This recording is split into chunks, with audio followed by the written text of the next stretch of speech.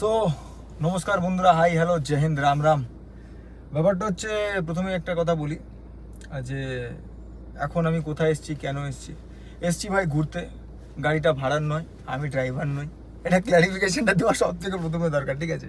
আর যে কারণের জন্য ভিডিওটা বানাচ্ছি সেটা হচ্ছে যে খুব রিউমার চড়াচ্ছিল যে আমার বাড়ি নিয়ে সমস্যা, বাড়ির ঝামেলা, প্রায় সময় প্রায় দিনই এদিক ওদিকে কথাবার্তা হয়, আলোচনা হয়।